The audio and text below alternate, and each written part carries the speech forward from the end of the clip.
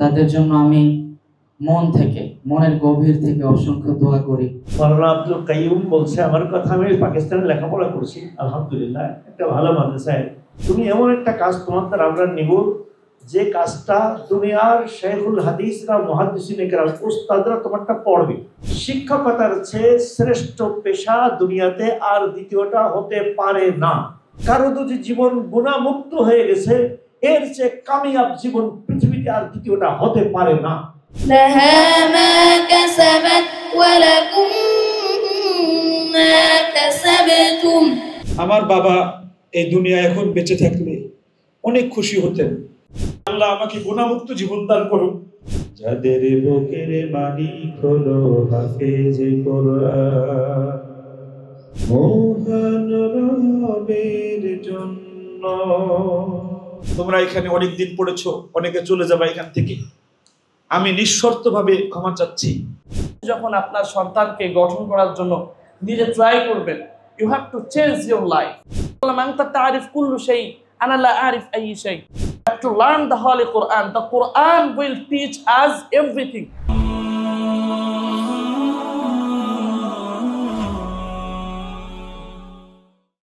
সম্মানিত উপস্থিতি, এ পর্যায়ে আমাদের সামনে পবিত্র কালামুল্লাহ হাকিমের তিলাওয়াত করে শোনাবেন বাংলাদেশের গর্ব, উজ্জ্বল নক্ষত্র, বিশ্বজয়ী হাফেজ কারি আবু রায়হান। এ পর্যায়ে আমাদেরকে তিনি পবিত্র কালামুল্লাহ হাকিমের তিলাওয়াত করে শোনাবেন। আসসালামু আলাইকুম ওয়া রাহমাতুল্লাহি ওয়া বারাকাতুহু।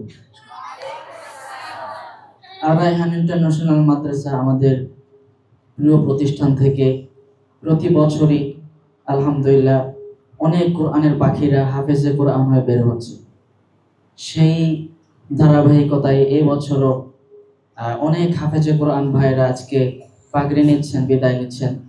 তাদের জন্য আমি মনের গভীর থেকে অসংখ্য দোয়া করি।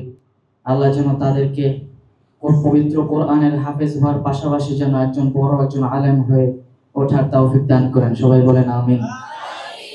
শুধু তাই নয়, আজকে আমার পাশে বসে আছেন আমার ওস্তাদ জি মুফতি আব্দুল কাইয়ুম মোল্লা বাজান সহ আমার প্রিয় দাদা ওস্তাদ জি, সারা বাংলাদেশের গর্ব শেখুল হাদিস আল্লামা মুফতি আবুল বাশার নোমানী হাফিজাহুল্লাহ। ওনার এই উপস্থিতি মাধ্যমে আজকের আর রায়হান ইন্টারন্যাশনাল মাদ্রাসা ধন্য হয়েছে আমি মনে করি। আল্লাহর একজন ওলি। আর আমিও দোয়া চাই আল্লাহ যেন আমাকেও যেন পবিত্র কোরআনের আলো ছড়ানোর তৌফিক দান করে, সাথে সাথে যেন আর রায়হান ইন্টারন্যাশনাল মাদ্রাসা যেন অনেক বেশি এগিয়ে যায়। আল্লাহ যেন এই প্রিয় প্রতিষ্ঠানকে যেন কিয়ামত পর্যন্ত কবুল করে নেন। সকলে বলছি আমিন। এবং এই মাদ্রাসায় যারা দর্স দিচ্ছেন, যারা কোরআন পড়াচ্ছেন, প্রিয় ওস্তাদজিরা যারাই আছেন, সবার জন্য আমি দোয়া করি আল্লাহ যেন ওনাদেরকেও যেন নেক হায়াত দান করেন। এবং প্রতিনিয়ত যারা কোরআনের হাফেজ যারা হচ্ছেন তাদেরকেই তো কোরআনের হাফেজ হওয়ার জন্য সহযোগিতা করছেন, ঠিক কিনা ভাইরা?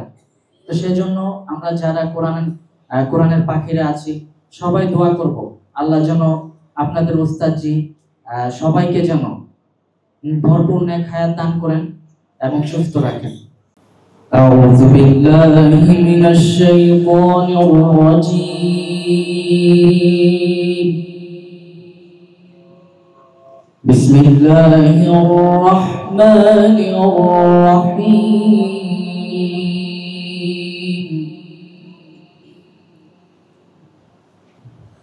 ওয়াতলু আলাইহিম নাবা ইব্রাহিম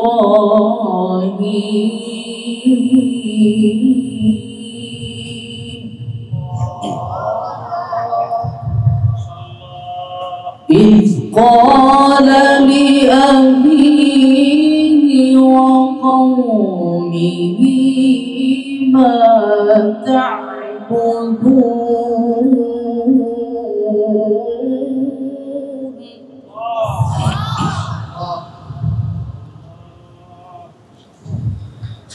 قالوا نعبد أصناما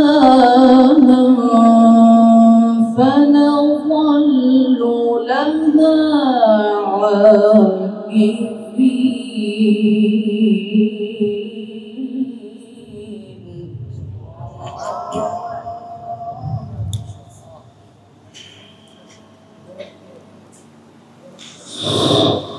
قال هل يسمعونكم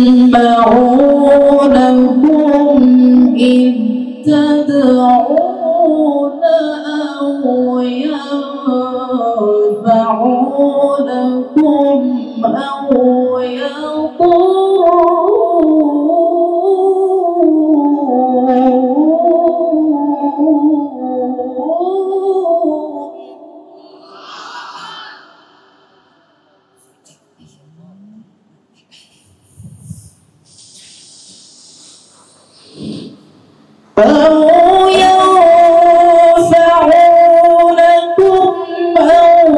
يضرون قالوا بل وجدنا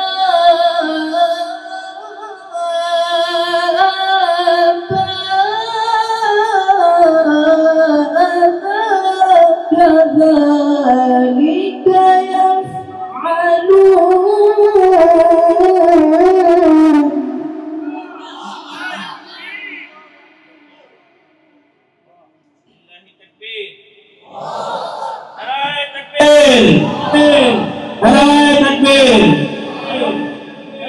قال أفرأيتم ما كنتم تعبدون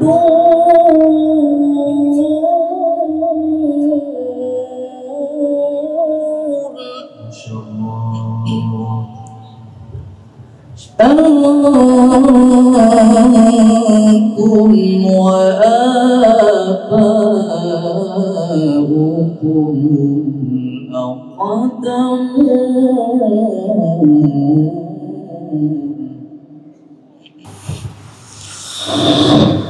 قال أفرأيتم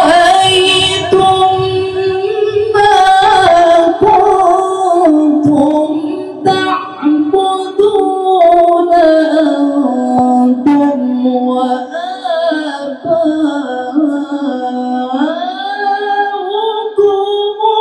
الأقدمون.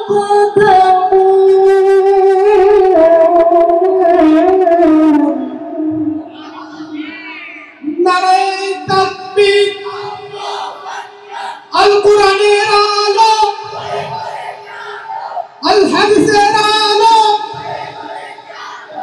আবু রায়হান, আবু রায়হান, أنت أوتيت مزمار من مزامير داود يا أخي العزيز. أنتم وآباؤكم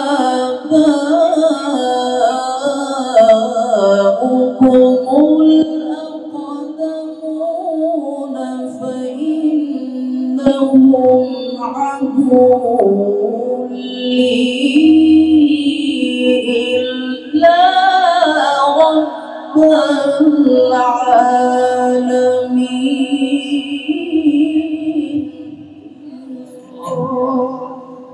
الذي خلقني فهو يهدين.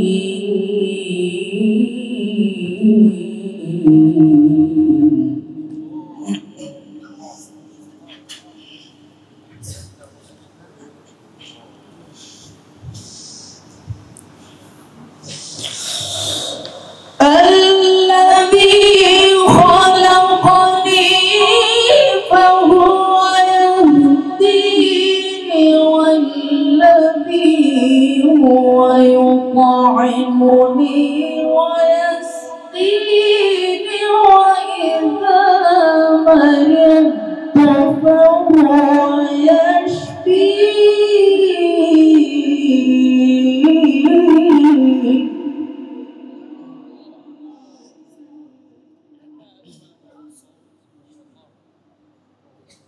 بسم الله الرحمن الرحيم. قل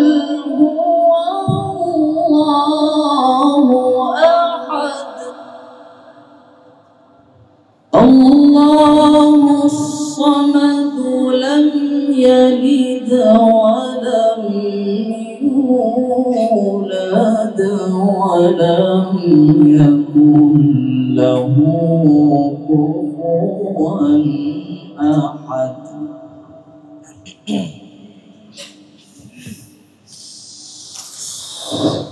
بسم الله الرحمن الرحيم.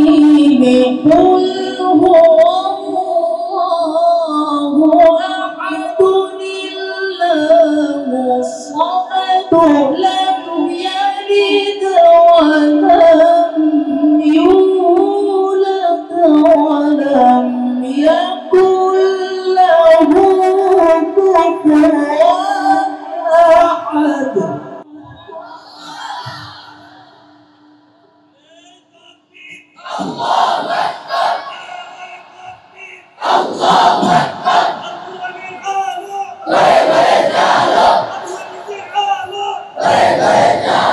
قل هو الله أحد الله الصمد لم يلد ولم يولد ولم يكن له كفوا أحد. ولم يكن له كفوا أحد. بسم الله الرحمن الرحيم. قل هو الله أحد الله الصمد لم يلد ولم يولد ولم يكن له كفوا أحد. صدق الله العظيم.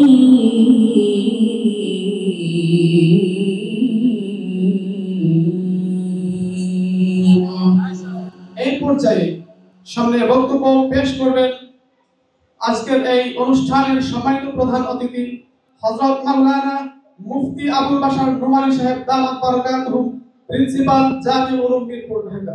আলহামদুলিল্লাহ ওয়া কাফা ওয়া সালামুন আলা ইবাদিহি আল্লাযীনা ইসতাফা আম্মা বা'দ। فأعوذ بالله من الشيطان الرجيم. بسم الله الرحمن الرحيم. يرفع الله الذين آمنوا والذين أوتوا العلم منكم درجات. صدق الله العلي العظيم وصدق رسوله النبي الكريم ونحن على ذلك من الشاهدين والشاكرين والحمد لله رب العالمين.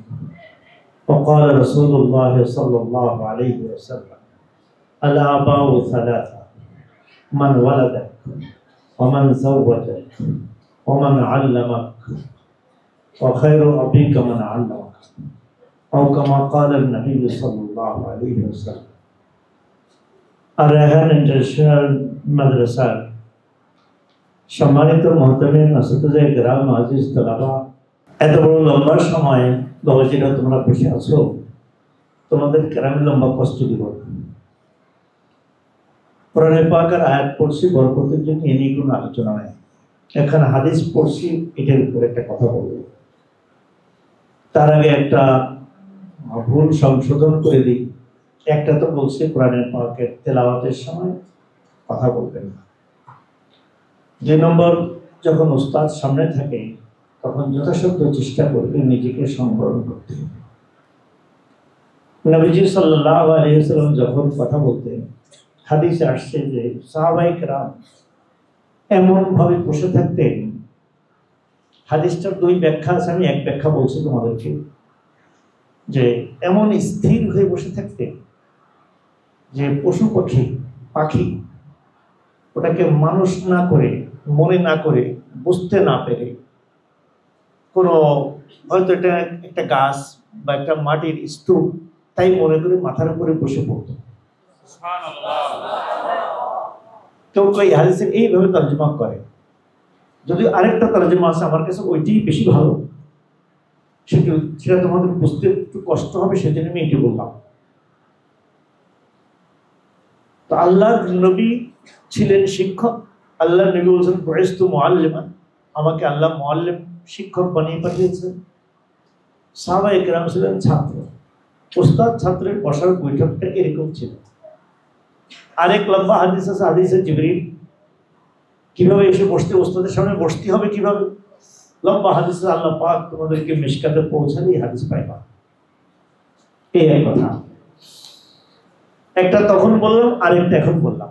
এরপর একটা ভুল নিবেশন, মাওলানা আব্দুল কাইয়ুম বলছে আমার কথা, আমি পাকিস্তানে লেখাপড়া করছি আলহামদুলিল্লাহ একটা ভালো মাদ্রাসায়, আমি আবার বাবাজি হাফেজ না।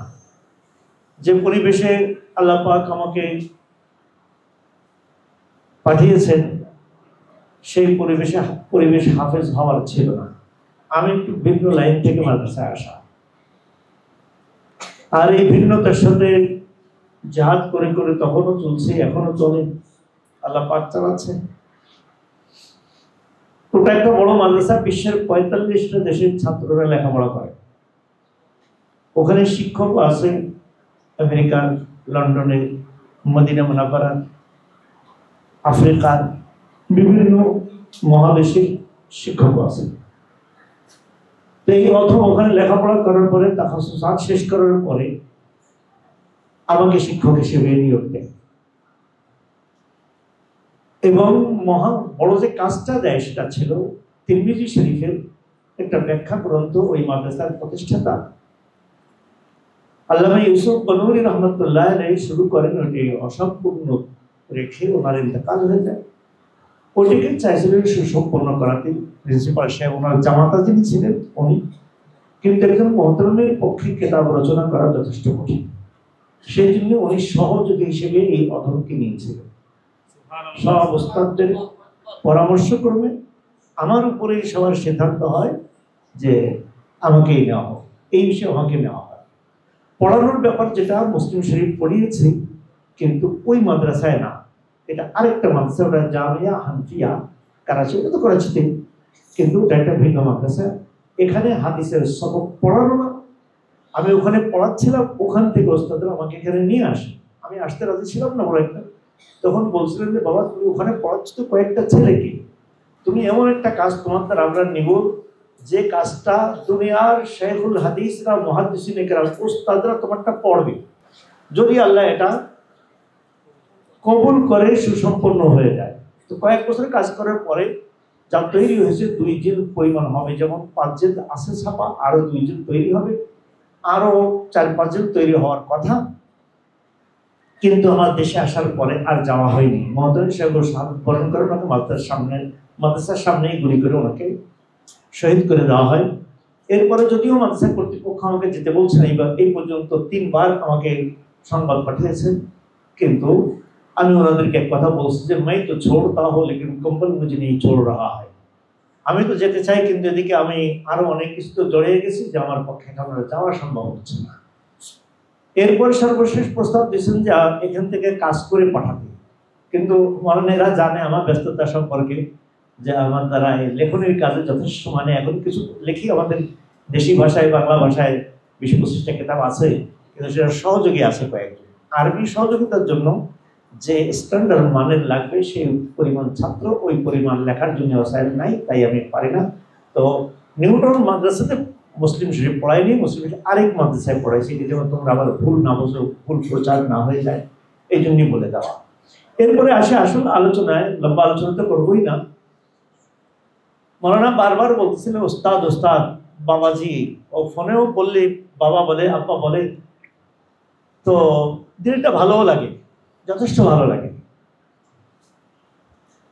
আল্লাহর নবী বলছেন বাপ হলো 3 জন, একজন হলো জন্মদাতা বাপ, আরেকজন হলো শ্বশুর আব্বা। শ্বশুর আব্বা যার মেয়ে বিবাহ করে ওই ছেলের শ্বশুর, উনিও আব্বা। 3 নম্বর হলো ধর্মগুরু, শিক্ষাগুরু, ধর্মগুরু বলছে, শিক্ষাগুরু উস্তাদ, ইনি হলেন আব্বা। নবীজি সাল্লাল্লাহু আলাইহি ওয়াসাল্লাম এই তিন পিতার ভিতরে শ্রেষ্ঠ পিতা কাকে বলছেন? জন্মদাতা, না শ্বশুর আব্বা, না শিক্ষা গুরু? কাকে আল্লাহর নবী শ্রেষ্ঠ পিতা বলছেন জানো? আল্লাহর নবী শিক্ষা গুরু যিনি উস্তাদকে বলছেন সর্বশ্রেষ্ঠ পিতা হলেন যিনি শিক্ষাদাতা তিনি।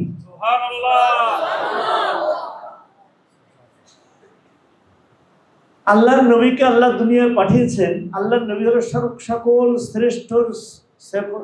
সৃষ্টির শ্রেষ্ঠ হলো মানব জাতি। মানব জাতির শ্রেষ্ঠ হলো আম্বিয়া কেরাম। আম্বিয়া কেরামের শ্রেষ্ঠ হলেন মহানবী সাল্লাল্লাহু আলাইহি ওয়াসাল্লাম। মহানবীর পেশা আল্লাহ পাক দিয়েছেন। আল্লাহ নবী বলেন বুইস্তু মুআল্লিমান, আমাকে আল্লাহ শিক্ষক বানিয়ে পাঠিয়েছেন। তাহলে শিক্ষকতা পেশা সর্বশ্রেষ্ঠ ব্যক্তিকে আল্লাহ নিকৃষ্ট পেশা দিতে পারে? অসম্ভব কথা। যিনি শ্রেষ্ঠ তার পেশাও আল্লাহ প্রদত্ত পেশাও সর্বশ্রেষ্ঠ।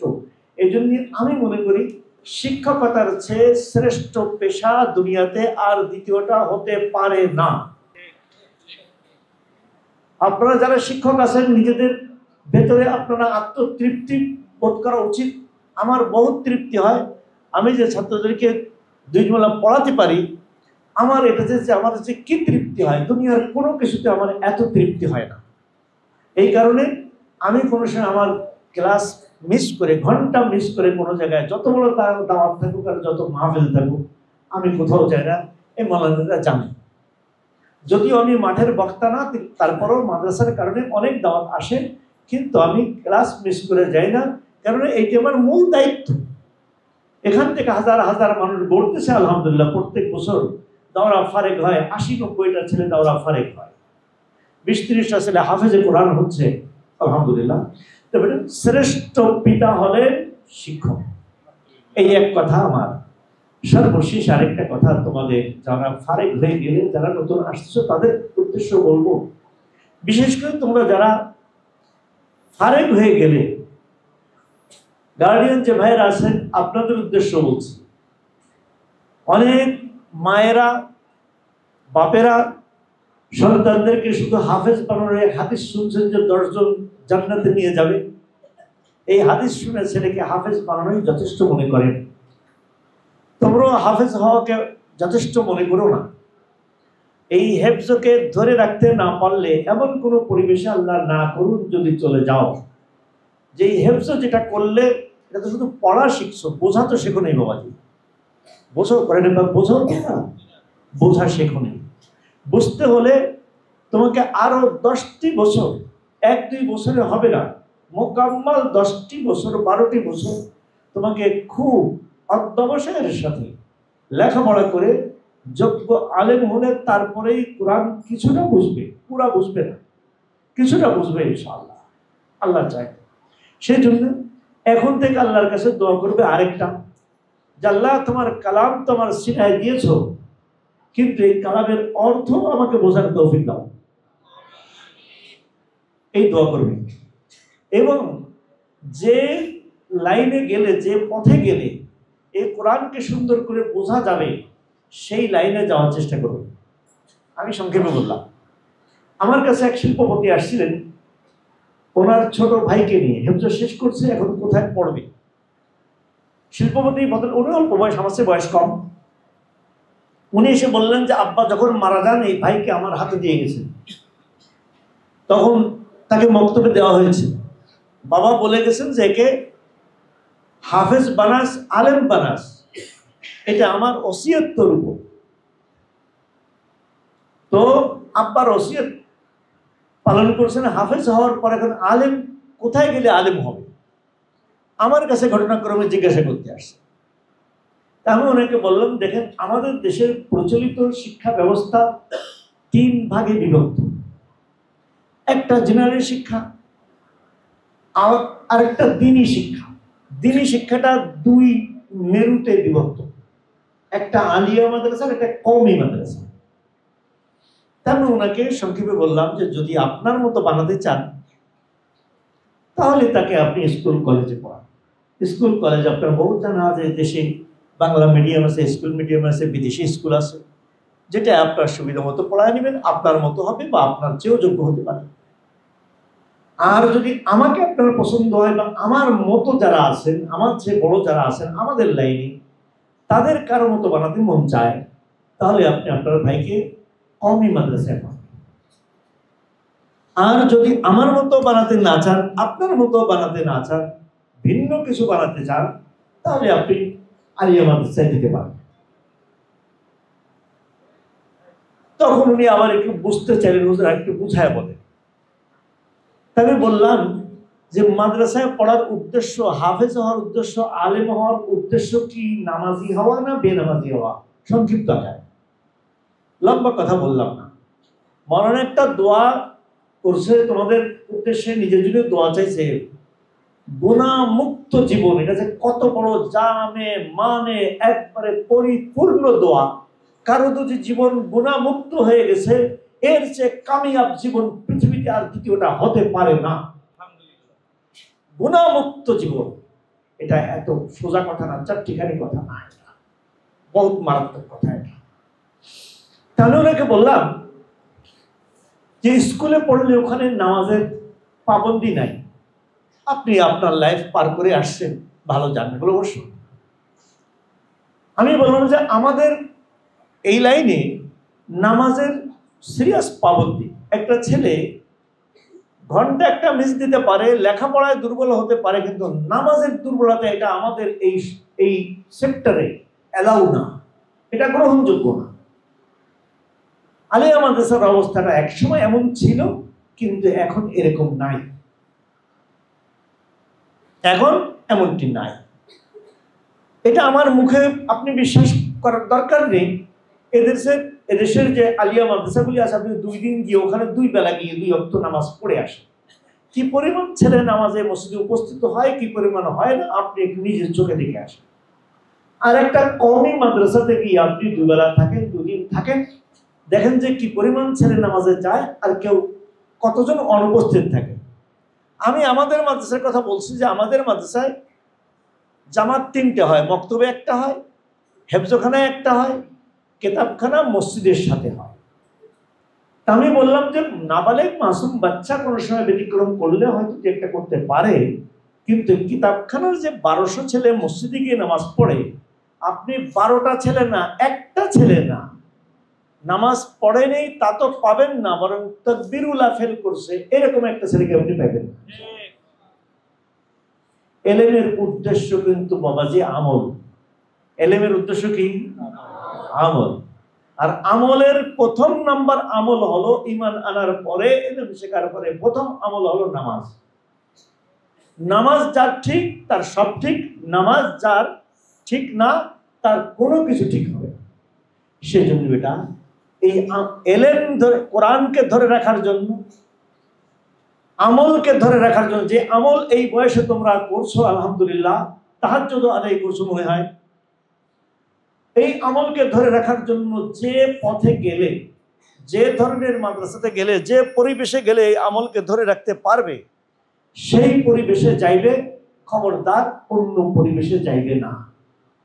গেলে এই কোরআন যতই ভালো ইয়াদ করো, যতই তুমি ওয়ার্ল্ড চ্যাম্পিয়ন হাফেজ হও, যতই তুমি মিডিয়াতে তেলাওয়াত করো, আমি নিশ্চিত কসম খেয়ে বলতে পারি আগামী 10 বছর পরে তোমার এই কোরআন ইয়াদ থাকবে না।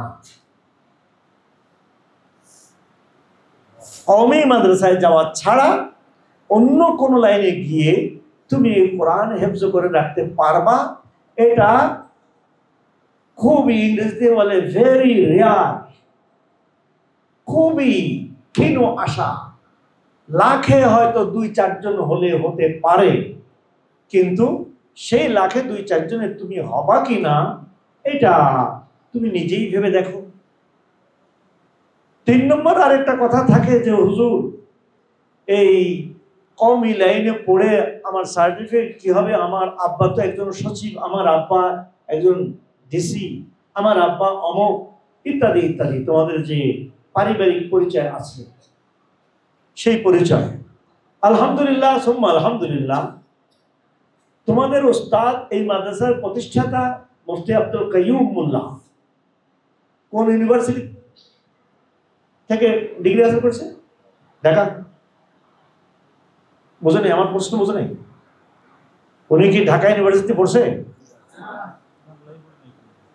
বাংলায় পড়ে নিয়ে বলতেছে আমার পাশ থেকে। আলহামদুলিল্লাহ সুম্মা আলহামদুলিল্লাহ। এনাদের মতো শিল্পপতিদেরকে ফোন করে বলে দেয় চলে আসে। কিসের ডাকে আসছে, কিসের জন্য আসছে বুঝতে পারছো? ওই কোরআন ভিতরে আছে, কোরআনের সাথে আমল আছে, এই জন্য আসে। এই দেশে আর রায়হান ইন্টারন্যাশনাল মাদ্রাসা একটা হয়েছে, এরকম আরেকটা মাদ্রাসা আর 10টা মাদ্রাসা চলবে না। তুমি কি তাই মনে করছো? না, আরো 10টাও চলবে। আরো 1000ও যদি হয় শুধু এই দেশে, আর 1000ও যদি হয়, আমার মনে হয় না যে চাহিদা কমবে, বরং চাহিদা বাড়বে।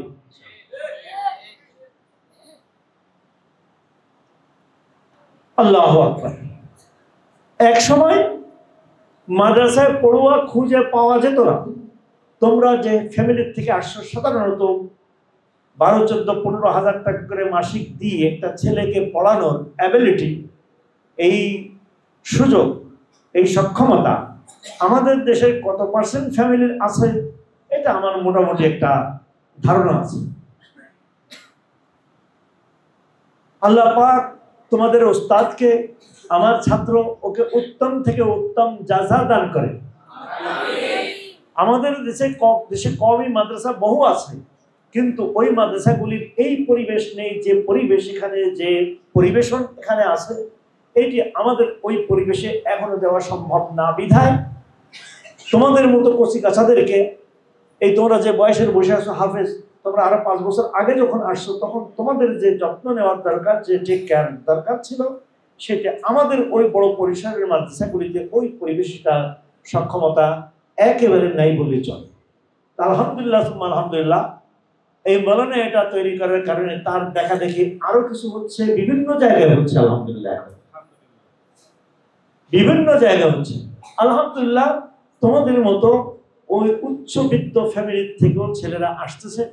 যেমন নাকি হাফেজ কোরআন হচ্ছে তোমরা, তোমরা যদি হাক্কানি আলেম হইও, তোমরা যদি সমাজে আসো, তোমাদের কথা, তোমাদের কাজের, তোমাদের চলা বলার মূল্যায়ন আরো অনেক বেশি হবে, অনেক বেশি। আমি দোয়া করি, অন্তরস্থল থেকে দোয়া করি, যেমন তোমরা খুব মানসম্পন্ন হেফজ সম্পন্ন করলে, আল্লাহ পাক এর চেয়ে অনেক অনেক বেশি মানসম্পন্ন আলেম, দক্ষ আর যোগ্য আলেম হয়ে সমাজের কত চাহিদা পুরা করার মতো। আশ্চর্য হবে বেটা, ঘটনা মনে পড়ছে, গত মাত্রই বছর 6 আগে জাপানে একজন ইমাম লাগবে। জাপান কোয়ালিটি চাইছে 2টা, সির্ফ 2টা, কোনো সার্টিফিকেট লাগবে না, সরকারি প্রতিষ্ঠান লাগবে না, কোয়ালিটি চাইছে 2টা। একটা হলো আরবি ভাষায় দক্ষ, আর একটা ইংরেজি ভাষায় দক্ষ। এই একজন ইমাম কসম খোদার পুরা ঢাকার কোনো মাদ্রাসা থেকে দিতে পারিনি, চট্টগ্রাম পর্যন্ত তালাশ করে এই লক্ষ লক্ষ তালেবে ইলম বেফাকে পরীক্ষা দিচ্ছে, আমরা পড়াইতেছি, কিন্তু একটা আলেম পুরা বাংলাদেশ থেকে পাঠাতে পারেনি যার আরবিতে এবং ইংরেজিতে সমান দক্ষতা। একজন আলেম দিতে পারেনি। সর্বশেষ ওই মসজিদের ইমাম ও খতিব হিসেবে হিন্দুস্তান, কেরালা থেকে এক আলেম গেছে। এটা আমাদের কি বলবো, যোগ্যতা না অযোগ্যতা? চরম অযোগ্যতা। আল্লাহ পাক তোমাদের ভিতরে সেই জওহার, প্রতিভা আল্লাহ দিয়েছেন। তোমাদের ভিতরে সুপ্ত প্রতিভা, তার বিকাশ ঘটানো সম্ভব। আমার পক্ষে এখন ইংরেজি ভাষা আয়ত্ত করা এটা যথেষ্ট মুশকিল, এটা আমার পক্ষে সম্ভব না। এখন প্রত্যেকটা জিনিসে একটা সময় আছে, সিজন আছে, ওই সিজন পার হয়ে গেলে ওটা হয় না। তোমার জন্য এই ময়দান খোলা। আফ্রিকার থেকে আসছে, সেখানে কোয়ালিটি শুধু একটা, এক দক্ষ আলেম লাগবে, বুখারী পড়াইতে হবে, কিন্তু আলহামদুলিল্লাহ এরকম যোগ্য যারা আছে তাদের দেশেও চাহিদা আছে না নাই? আরো বেশি চাহিদা আলহামদুলিল্লাহ। একজন গেছিলেন, উনি যে আবার ফেরত আসছেন, ওখানে যা দেয় তার সে আমি দেশে ভালো আছি আলহামদুলিল্লাহ সুম্মা আলহামদুলিল্লাহ। আমি আশা করি তোমার বাপ চাচা ভাইয়েরা বড় ভাইয়েরা যা কামান আল্লাহ পাক দুনিয়াও তোমাদেরকে এর চেয়ে বেশি দান করবেন ইনশাআল্লাহ। আমি অধম, আল্লাহ পাক নারাজ না হন, আল্লাহর কাছে দোয়া চাই। শুধু তোমাদের ইতমিনানের খাতিরের জন্য বলছি। আমার ভাই বেরাদাররা, আমার সাথী সঙ্গী খালাতো ভাই মমতো ভাই, এগুলি সব আমার ক্লাসমেট যারা ছিল, ক্লাস সঙ্গী যারা ছিল, একটু উপরে নিচে যারা ছিল, যখন মাদ্রাসায় আসছি তখন তারা অনেক কথা কুকথাও বলছে। একজন কথাও বলছে যে মোল্লা জাকাত নিতে আসবা, জাকাত অন্যকে দিব, তোমাকে দিতাম না, কথা বলছে। আমার রক্তের সম্পর্ক, এমন কাছের রিলেটিভ, আল্লাহ পাকের কি আজীব করিশমা। আমি তাকে এক মুঠে 50,000 টাকা জাকাতের টাকা দিয়েছি। সুবহানাল্লাহ। আমার তখন যখন দিয়েছি আজ থেকে আরো 10-15 বছর আগে, এখন আলহামদুলিল্লাহ জাকাত করছে অনেক বেশি হয়, তখন আমার উপরে 50,000 টাকা জাকাত না, কিন্তু তার প্রয়োজন দেখে সেটা বিপদে পড়ছে, আমার কাছে বলছে। বলার পরে আমি তাকে জাকাতের টাকা তাকে বলে দিই, আমি মনে মনে নিয়ত করে দিছি। আর আল্লাহর বড় শুকরিয়া আদায় করছে, আল্লাহ তুমি সেই আল্লাহ, যে আল্লাহ মাত্র যে আমাকে বলছিল যে তোকে জাকাতের টাকাও দিতাম না, আর আমার জাকাতের টাকা তুমি তাকে খাওয়াইলা। আল্লাহু আকবার। আখিরাত দেখি না, আখিরাতের হিসাব বেশি করি না। আমি বারবার ছাত্রদেরকে বলি, আমার ছাত্রদেরকে বহু বলি যে ওটা আখিরাত দেখি না, ঈমান পরিপূর্ণ ইনশাআল্লাহ। দুনিয়ায় যা পাচ্ছি আখিরাতে আল্লাহ পাক আখিরাতের অনুসারে দিবে নিশ্চয়ই ইনশাআল্লাহ। দুনিয়াতে দুনিয়ার হিসাব হলো আমার ওই ভাই ব্রাদাররা, কেউ কলেজের প্রিন্সিপাল হয়েছে, কেউ কলেজের নাম করা প্রফেসর হয়েছে, কেউ বড় টিউশন সেন্টার খুলছে, আলহামদুলিল্লাহ সুম্মা আলহামদুলিল্লাহ। দুনিয়ার পয়সা তারা আমার চেয়ে কোনো মাসে বেশি পায় বলে আমি জানি না, আমি নিশ্চিত। তাদের কারো 4 চাকার গাড়ি নাই, কিন্তু আল্লাহ পাক আমাকে 4 চাকার গাড়ি দিয়েছে। সুবহানাল্লাহ। তারপর বেশির থেকে বেশি একটা হুন্ডা আছে, বড় হিসাব। আল্লাহ পাক আমাকে ডবল দিছে না, তো দুনিয়াও ডবল দিছে। এই হলো আমার চোখে দেখা হিসাব, তোমাদেরকে বললাম। আরেকটা কথা মনে পড়ছে, তোমাদের কষ্ট হচ্ছে? আমাদের আয়টা সীমিত, দেখতে সীমিত দেখা যায়, কিন্তু এর বরকত ভিন্ন। বরকত এক জিনিস, আমি তোমাদেরকে বরকত আজকে চোখে দেখাবো। বরকত দেখছো কেউ? এই বরকত দেখছো কেউ? বরকত চোখে দেখছো নাকি কেউ? কেউ দেখা নেই, দেখবা? আমি দেখাবো। তার আগে একটা কথা বলে দিই। আমার এক হাজী সাহেব আছেন, ওনাকে আল্লাহ পাক এত টাকা দিয়েছেন যে ওনার ঘরের খাট পালং চেয়ার টেবিল সব যদি স্বর্ণ দিয়ে বানায়, একবারে 24 ক্যারেটের স্বর্ণ দিয়ে বানায়, তাও ওনার বানানোর অ্যাবিলিটি আছে। এইরকম পয়সাওয়ালা। উনি একটা মাদ্রাসা করছে, বিশাল একটা মাদ্রাসা। ওনার মাদ্রাসার জায়গার দামই আছে কম হলেও 500 কোটি টাকা। স্থাপনা চতুর্দিক দিয়ে ঘুরায় করছে। 1500 ছেলের সম্পূর্ণ খানাপিনা উনি একা খাওয়ান। ওস্তাদদের বেতনের জন্য পৃথক বিল্ডিং করে তার ভাড়ার থেকে জাকাতের টাকা তমলিক করে বেতন দেন না, ওই ভাড়ার টাকা দিয়ে বেতন দেন। কয়েকটা বিল্ডিং ভালো ভালো জায়গায়, উত্তরে একটা বিল্ডিং আছে 3 বছর পড়ে আছে একটা ফ্লোর, যার ভাড়া হচ্ছে প্রায় 10 লাখ টাকা। তো উনি একবার শিক্ষক নিয়োগ দেবেন, আমাকে নিয়ে গেছেন জাজ হিসেবে, যে আপনি একটু দেখে দেন কাকে দিব কাকে নিব না। ওখানে একজন বোর্ডিং ম্যানেজার লাগবে, এক লোক আসে ইঞ্জিনিয়ার, বোর্ডিং ম্যানেজারের দরখাস্ত। আমি বায়োডাটা পুরো পড়ে দেখলাম যে ইনি লেখাপড়া করেছে একটা প্রাইভেট ইউনিভার্সিটিতে। ওখানে পড়তে গেলে আমি ওটা চিনি জানি, ওখানে পড়তে গেলে এই ইঞ্জিনিয়ারিং কোর্স কমপ্লিট করতে 20 লাখের কমে হওয়ার কথা না, 20 লাখের কমে হওয়ার কথা না, আমি নিশ্চিত জানি। চাকরি হলো বোর্ডিং ম্যানেজারের, বেতন হলো 10,000 টাকা। ওখানে ওনার প্রিভিয়াস অভিজ্ঞতা লেখছে যে উনি একটা কোম্পানিতে চাকরি করতেন। আমি জিজ্ঞেস করলাম বেতন কত পাইতেন, উনি 20,000 টাকা পাইতেন। আমি বললাম 20,000 টাকার বেতন ছেড়ে 10,000 টাকায় আসেন, আর 10,000 টাকা চুরি করবেন, বোর্ডিংয়ের 5,000 টাকা চুরি করে আর 10,000 টাকা পাবেন। আমি ওনার অ্যাপ্লিকেশনটা ওনার কাছে দিয়ে দিয়েছে, ভাই আপনি নিয়ে দিলেন, আপনার নিয়োগ আমার হাতে দিতে পারবো না। হাজি সাহেব বসায় বললাম যে আপনি দিলে আপনার বাচ্চা, আপনি দিলে দিতে পারেন, আমার হাতে এরকম লোক তো নিশ্চিত চুরি করবে। ভদ্রলোক কেটে দিছে, বললেন যে না হুজুর চুরি করবো না। আমি আসছি, আমার 20,000 টাকার হিসাব যদি আপনি শুনতেন, আমার ওখানে 8,000 টাকা টেকানো মুশকিল হয়। কেন? বলে আমার থাকা এবং খাওয়াতে যায় 7 থেকে 8,000 টাকা, আমার কনভেন্স যাতায়াত যায় 2 থেকে 2,500 টাকা, আর একটু পকেট খরচ তাতে যায় কমপক্ষে 1,000 টাকা, কোনোভাবে 1,000 টাকার কমে পারি না। আমার সর্বোচ্চ থেকে 9,000 টাকা আমি বাড়িতে পাঠাতে পারি 8,000 টাকা। এখানে যদি আমি থাকি, আমার থাকাও এখানে, খাওয়াও এখানে, নামাজটা এখানে, আমার রাস্তায় রাস্তায় ঘোরা লাগবে না, শুধু সকালবেলা গিয়ে বাজার করে আনা। আল্লাহর কসম, কিসের কসম খাইলে কোরআন শরীফ কয়টা মাথায় নিলে বিশ্বাস করবেন আমি চুরি করবো না, আমি চোর না, আমাকে আল্লাহর রাস্তায় চাকরি দেন। তখন আমি বললাম যে ভাই তারপরে আমি পারবো না, হাজি সাহেব সেখানে মালিক, উনি মোতাওয়াল্লি, উনি ধীরে ধীরে সম্পূর্ণ ওনার হাতে। এরপরে উনি কেটে দিয়ে যে কথাটা বলছেন তোমাদেরকে সেইটি বলার জন্য আমার এই ঘটনা। উনি বলেন যে হুজুর যদি ঘুণ অক্ষরে জানতাম, আমি জিজ্ঞেস করলাম যে আপনার ইঞ্জিনিয়ারিং কমপ্লিট করতে ওখানে ইউনিভার্সিটি কত টাকা লাগছে? উনি একবার আমার যা আন্দাজ বলছেন সোজা 20 লক্ষ টাকা দিতে হয়েছে আমাকে, বছরে 5 লক্ষ টাকা করে দিয়ে 4 বছরে আমাকে কমপ্লিট করতে 20 লক্ষ টাকা দিতে হয়েছে।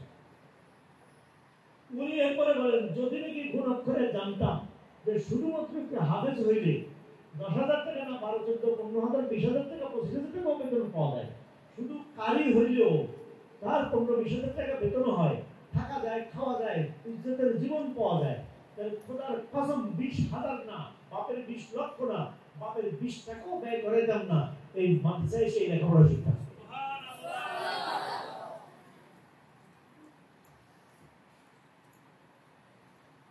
আল্লাহু আল্লাহ। এরকম ঘটনা একটা দুইটা না বাবাজি বহুত আছে। আমি বলছিলাম বরকত দেখাইবো, তাই না?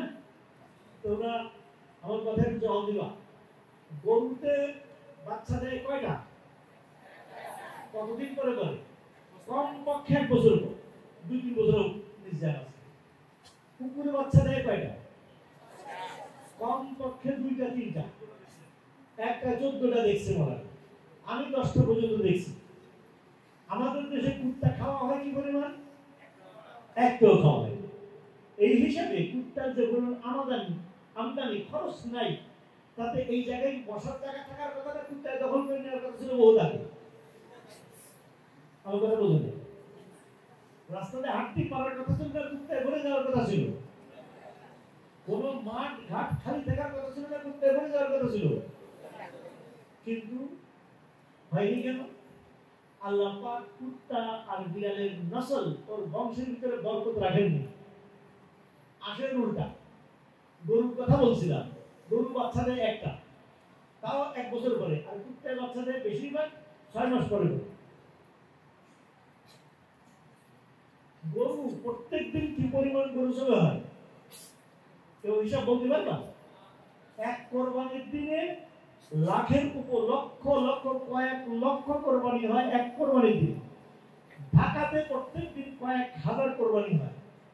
ঢাকা মাসে 16টা, তোমাদের মাদ্রাসা মাসে 16টা, আমরা আনি মাসে 4টা, সপ্তাহে 1টা করে আনি, একটু বড় সাইজের আনি। আচ্ছা, এগুলো বা সাধারণ হিসাব, তাহলে গরু আমদানি মাত্র 1 পিস, খরচ শত শত। এই হিসেবে বহু আগে, অন্তত কয়েক শতাব্দী আগে গরুর বংশ বাংলাদেশ থেকে কমপক্ষে নির্মূল হয়ে যাওয়ার কথা ছিল কিনা? কিন্তু তা কি হয়েছে?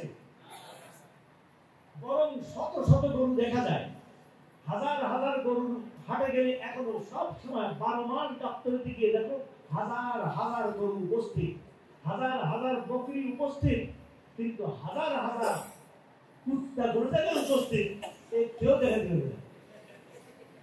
কি কারণে ওটা দেখা যায় না? কি কারণে এটা দেখা যায়? ওটার ভিতরে বরকত আল্লাহ রাখেন নেই, এর ভিতরে আল্লাহ বরকত রাখছেন। এইবার বরকত দেখছো নাকি? চলে দেখছো? চলে দেখছো? এই হলো বরকত। আমি আল্লাহর কাছে দোয়া করি, আমি যতটুকু বোঝাতে চেয়েছি আল্লাহ পাক এই কচি কাঁচাদেরকে তার চেয়ে বেশি বোঝার তৌফিক দান করেন, আপনাদেরকেও বেশি বোঝার তৌফিক দান করেন। আর এই দুনিয়ার জন্য হলে আমি দুনিয়া দেখাচ্ছি তোমাদেরকে এই জন্য যে দুনিয়াটা সহজে তোমাদের বুঝে আসবে। গার্ডিয়ান ভাইদেরকে বলছি আপনাদেরকে আমি দুনিয়ার মিসাল বেশি দিলাম এই জন্য যে কি আমাদের চোখে ভাসে। ইনশাআল্লাহ তারা দুনিয়ায় ঢুকবেন না, আখিরাতে ঢোকার কোনো প্রশ্নই নাই। সুবহানাকাল্লাহুম্মা বিহামদিক আশহাদু আল্লা ইলাহা ইল্লা আনতা আস্তাগফিরুকা ওয়া আতুবু ইলাইক। أعوذ بالله من الشيطان الرجيم.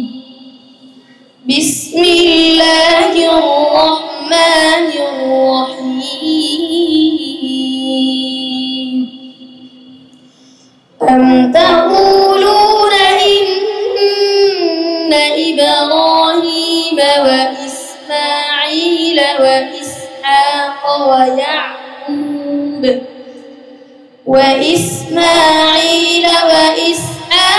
ويعقوب والأسباط كانوا هودا أو نصارى قل أأنتم أعلم أم الله ومن أظلم ممن كتم شهادة عنده من الله وما الله بغافل عما تعملون تلك أمة قد خلت لها ما كسبت ولكم ما كسبتم ولا تسألون عما كانوا يعملون صدق الله العظيم. السلام عليكم. সম্মানিত উপস্থিতি, এ পর্যায়ে আমাদের দিক নির্দেশনামূলক আমাদের এখন নসিহত করবেন আমাদের অত্র প্রতিষ্ঠানের সম্মানিত প্রিন্সিপাল মহোদয় হযরত মাওলানা মুফতি আব্দুল কাইয়ুমুল্লাহ হাফিজাহুল্লাহ সুবহানাহু ওয়া তাআলা। উস্তাদজিকে আমি তার বক্তব্য পেশ করার জন্য বিনীতভাবে অনুরোধ করছি। আব্বু এবং আম্মু তারা বড়ই ভাগ্যবান, যাদের বুকের মালিক হলো হাফেজে কোরআন। ঠিক না বেঠিক? একটু জোরে বলা যাবে না? আব্বু এবং আম্মু তারা বড়ই ভাগ্যবান, যাদের বুকের মালিক হলো হাফেজে কোরআন। আমাদের ভালোবাসা সবই যেন হয় মহান রবের জন্য। ঠিক না বেঠিক? বাবাজিরা আর একটু জোরে বলেন, ঠিক না বেঠিক?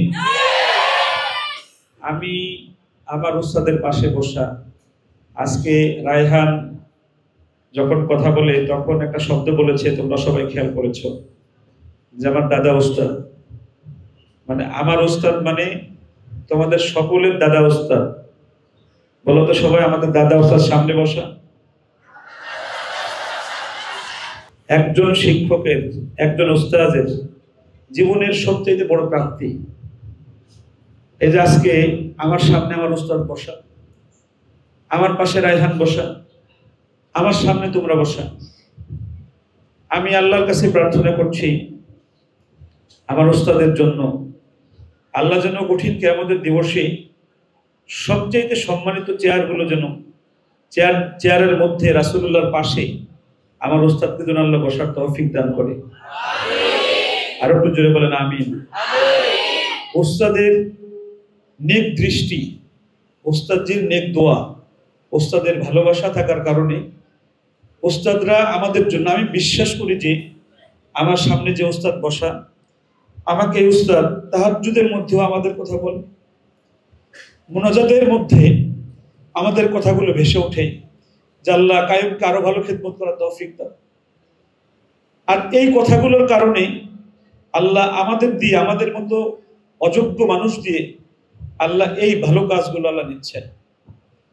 আমি আমার প্রিয় উস্তাদকে সামনে রেখে আল্লাহর কাছে আমি দোয়া করছি, আজকে যে 55 জন বাবারা হিফজ শেষ করেছেন, বেফাক দিয়েছেন, আল্লাহ যেন আমার চাইতো, আমার উস্তাদের চাইতো তোমাদের দ্বারা এই কোরআনের বেশি খেদমত নেন। আল্লাহুম্মা আমিন। একজন নেককার মানুষের, একজন আল্লাহওয়ালা মানুষের কিছুক্ষণের সোহবতের কারণে আল্লাহ রাব্বুল আলামিন 1000 মাস 1000 ইবাদত করলে যে সওয়াব হয়, তার চাইতে বেশি নেকি বা মর্যাদা আল্লাহ রাব্বুল আলামিন দান করেন। আমার উস্তাদের কাছে আমি বিনীত আরজ করব যে উস্তাদজি যতদিন বেঁচে আছেন, উস্তাদের দোয়ার মধ্যে যেন আমি গুনাহগারকে একটু শরীক রাখি। আমার বাবা এই দুনিয়ায় এখন বেঁচে থাকলে অনেক খুশি হতেন। আমি তোমাদেরকে একটা ঘটনা বলি। আমার গার্ডিয়ান যারা আছেন, আমার শিক্ষক যারা আছেন, যারা এই ভিডিওটি পরে দেখবেন, আমি জালালাইনের বছর, তাফসিরে জালালাইনের বছর সর্বপ্রথম আমাদের মসজিদে জুমার নামাজের বয়ান করি আমি। বাবা সামনেই ছিল, বাবা অজরে কাঁদতেছে। আমার কান্নার কোনো ওয়াজ না, এমনি প্রথম ওয়াজ, আমার হাত পাও কাঁপতেছে, আব্বু খুব কাঁদতেছে। বাবা বাড়ি এসে মার কাছে এসে আব্বা হাউমাউ করে কাঁদতেছে। আমার মা জিজ্ঞেস করে যে আজকে ছেলে ওয়াজ করছে, তুমি কান্দো কেন? আমার বাবা তখন বলতেছিল যে এটা আমার জীবনের সবচেয়ে খুশির কান্না। আলহামদুলিল্লাহ।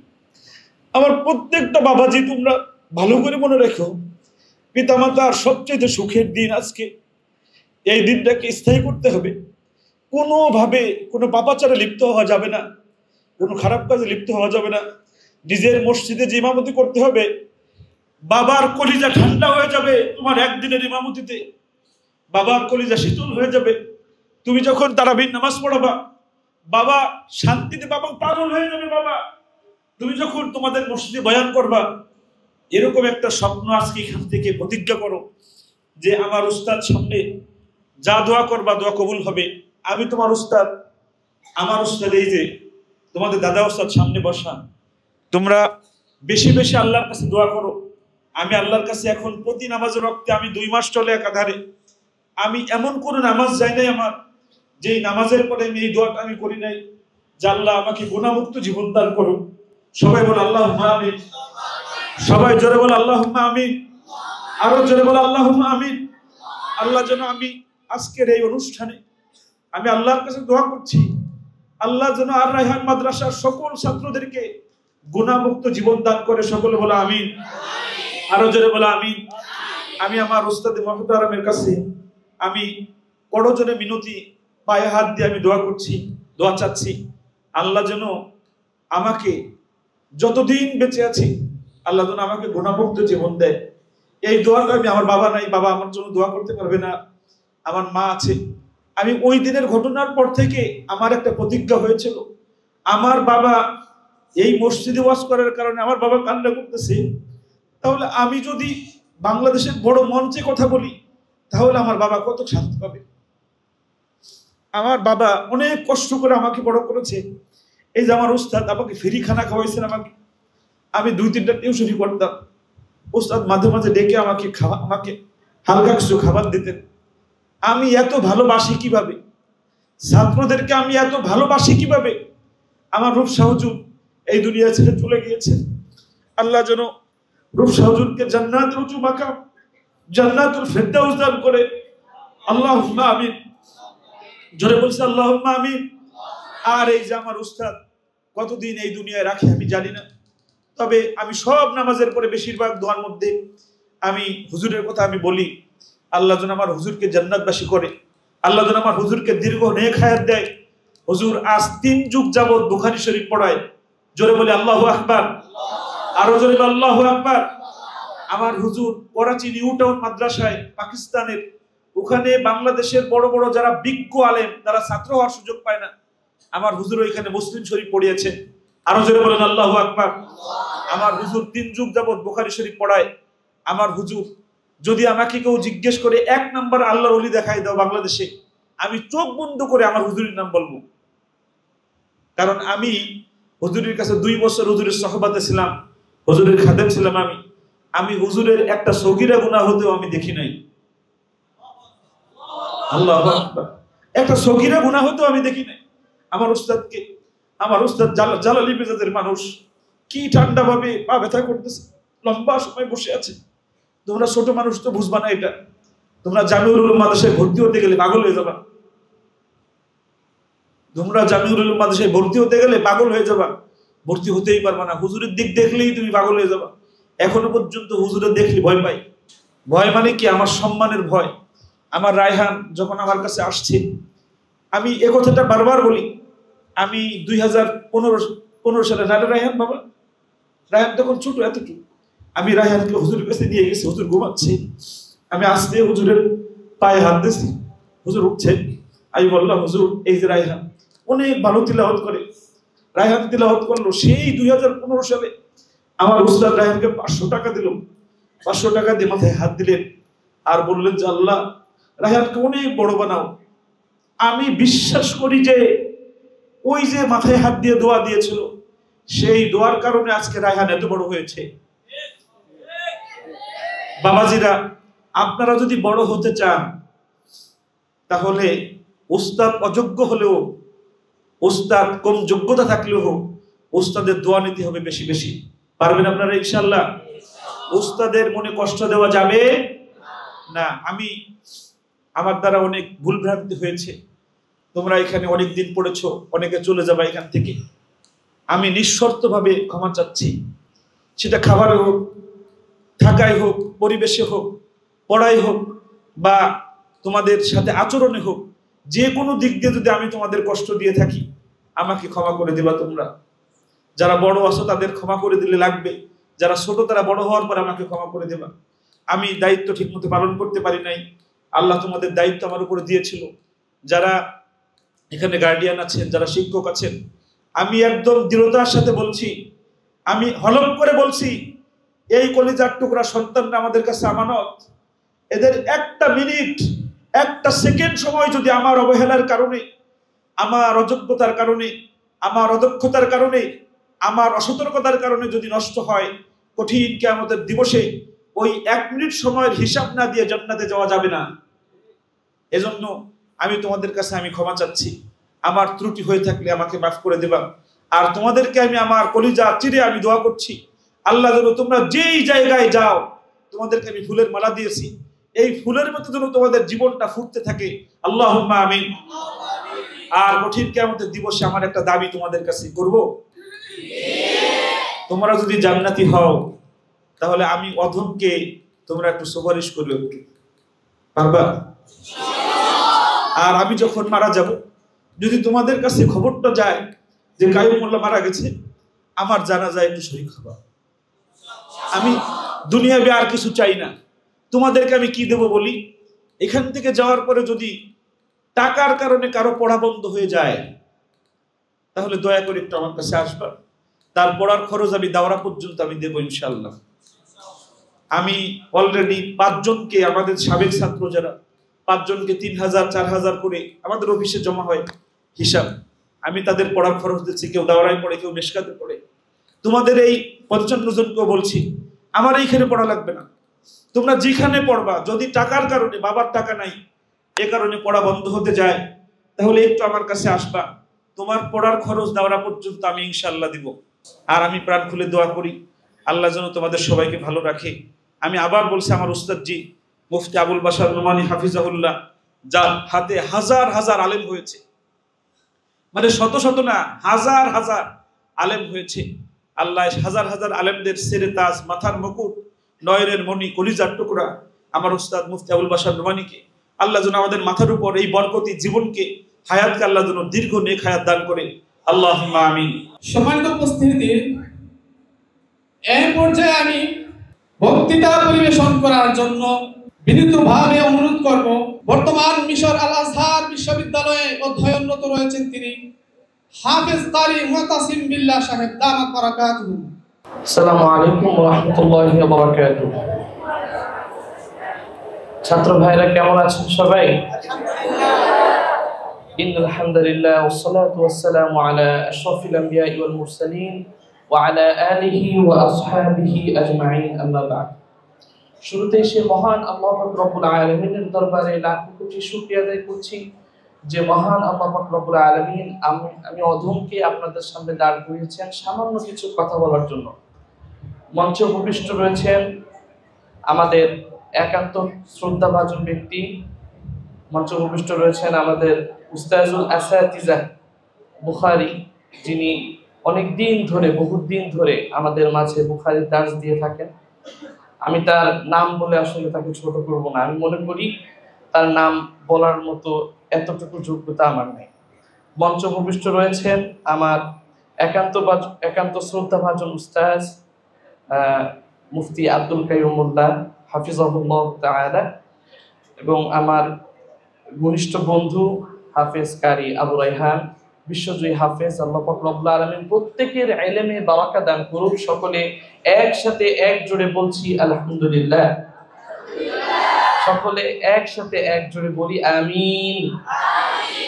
সুপ্রিয় হাজিরিন, আমি মাত্র দুইটি পয়েন্টে আপনাদের সামনে কথা বলতে চাচ্ছি।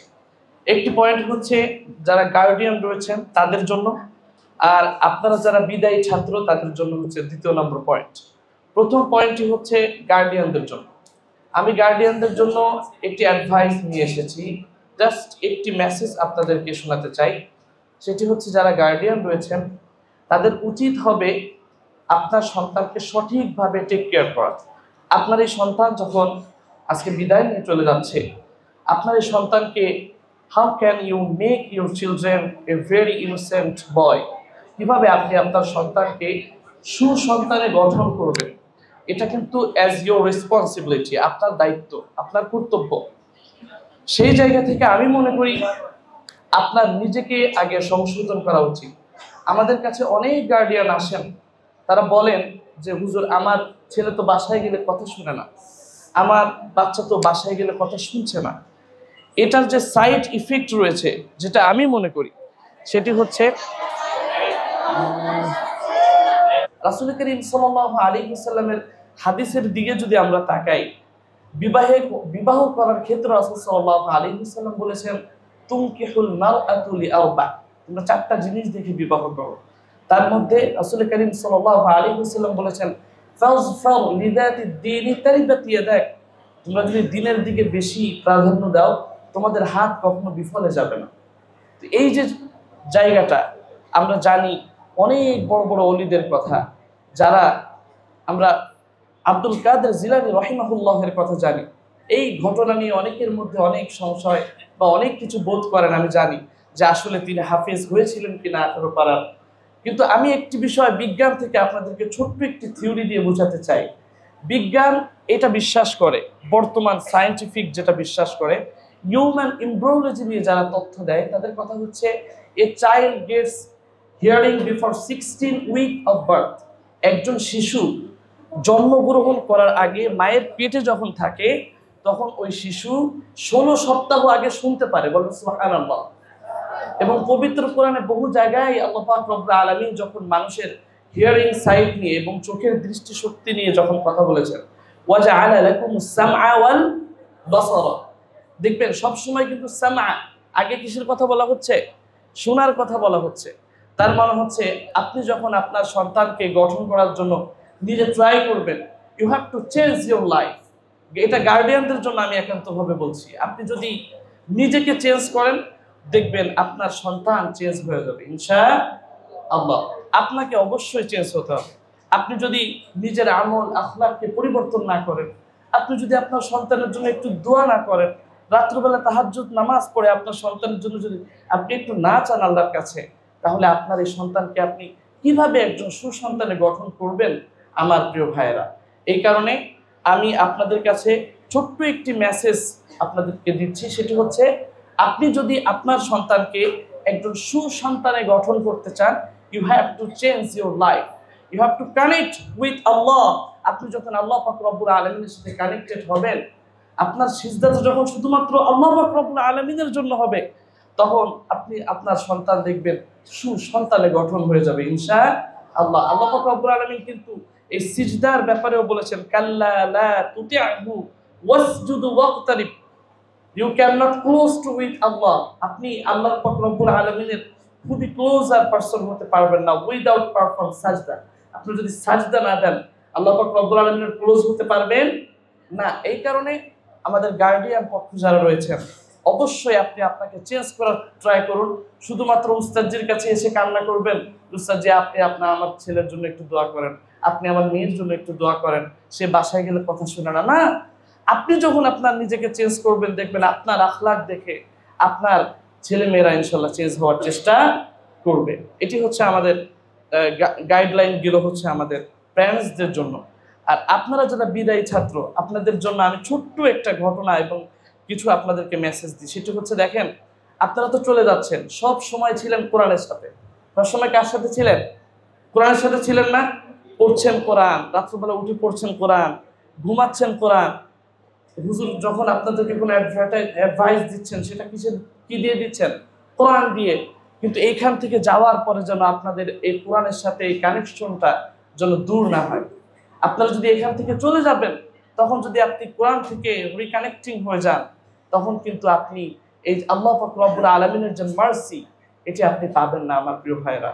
আপনাকে এমনভাবে নিজেকে তৈরি করতে হবে যে আপনি সারা বিশ্ববাসীকে কোরআনের বাণীকে ছড়িয়ে দিতে পারেন। আল্লাহ পাক রব্বুল আলামিন বলছেন পবিত্র কোরআনে, ইন্না নাহনু নাযালনা যিকরা ওয়া ইন্না লাহু লাহাফিজুন।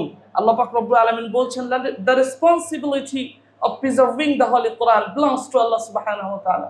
আল্লাহ বলছেন, আমি কোরআন নাজিল করেছি, কিয়ামত পর্যন্ত এই কোরআন সংরক্ষণ করার দায়িত্ব আমি আল্লাহ পাক রব্বুল আলামিন নিয়েছি। এই কোরআন সংরক্ষণ করার এই সংরক্ষণ যারা করছেন এই সিনার ভিতরে, তারা কারা? আমরা। আল্লাহ পাক রব্বুল আলামিন আমরা অধম হলেও আমাদেরকে কোরআনের কারণে সম্মান দিয়েছেন। আমি যখন মদিনাতে গিয়েছিলাম কিছুদিন আগে, একজন শায়েখকে বলছি যে, ইয়া উস্তাজ মাযা তা'মাল ফিল মদিনা, আপনি মদিনাতে কি করেন? তো সে শায়েখ আমাকে বলল, আনা মুদির ফি জামিআতুল খন্দক। সে হচ্ছে জামিআতুল খন্দক ইউনিভার্সিটির প্রধান। তো তার বাসাতে আমাকে কোরআনের সম্মানার্থে তিনি আমাকে বাসায় ইনভাইট করলেন। তো আমি তার বাসাতে অনেকক্ষণ ছিলাম। কথার মাঝখানে আমি তাকে বললাম, উস্তাজ আনতা আফদল মিন্নি, আপনি আমার থেকে অনেক ভালো, আপনি আমার থেকে অনেক ভালো। তো উস্তাজ বললেন, জিয়া মুতাসিম, কিভাবে আমি তোমার থেকে ভালো? আমি বললাম, আনতা তারিফ কুল্লু শাই আনা লা আরিফ আই শাই, আপনি সব কিছু জানেন, আমি তো কিছুই জানি না। তো উস্তাজ আমাকে মোটিভেশন দিচ্ছেন। দেখেন একজন আলেম কিভাবে মোটিভেশন দেয়। তিনি আমাকে বলছেন, ইয়া মুতাসিম হাল ফি কলবিকা ইউজাদুল কোরআন, তোমার হৃদয়ে কি কোরআন আছে? তো আমি বললাম, আলহামদুলিল্লাহ আনা হাফিজতুল কোরআন, আমি কোরআন মুখস্থ করেছি। তো বলল, ইয়া মুতাসিম ফি কলবিকা ইউজাদুল কোরআন মা মা'না হাদা, এর অর্থ কি? এর অর্থ হচ্ছে, ইয়ানি ফি কলবিকা ইউজাদুল কোরআন ফি কলবিকা ইউজাদ কুল্লু শাই, তোমার হৃদয়ে যেহেতু কোরআন আছে, তোমার হৃদয়ে সব কিছু আছে। বলুন সুবহানাল্লাহ। এই জায়গাটা আমাদেরকে বিলিভ করতে হবে, বিশ্বাস করতে হবে। We have to learn the Holy Quran. The Quran will teach us everything. আমাদেরকে শিখতে হবে কোরআন প্রপারলি, এবং কোরআন আমাদেরকে বিশ্বের সব কিছু শিখিয়ে দিবে ইনশাআল্লাহ। আমার প্রিয় ভাইরা, এই কোরআন থেকে দূরে সরে যাওয়া যাবে না। আমি এই মেসেজটা আপনাদেরকে দিতে চাচ্ছি। আপনারা যারা বাসায় যাবেন, যাওয়ার পরে অন্য লাইনে পড়াশোনা করবেন, কিতাবের লাইনে পড়াশোনা করবেন, কিন্তু আপনারা কোরআনের সাথে কখনোই কোরআন থেকে দূরে সরে যাবেন না। আল্লাহ পাক রব্বুল আলামিনের কোরআনের সাথে, কোরআনের ধারক এবং বাহক হয়ে আমাদেরকে কিয়ামত পর্যন্ত, মৃত্যুর আগ পর্যন্ত যেন চলার তৌফিক দান করে। সকলে বলি আমিন। ওয়া আখিরু দাওয়ানা আলহামদুলিল্লাহি রাব্বিল আলামিন। আসসালামু আলাইকুম ওয়া রাহমাতুল্লাহি ওয়া বারাকাতুহু। আর রায়হান ইন্টারন্যাশনাল মাদ্রাসা একটি আন্তর্জাতিক কোরআনিক শিক্ষা মিশন।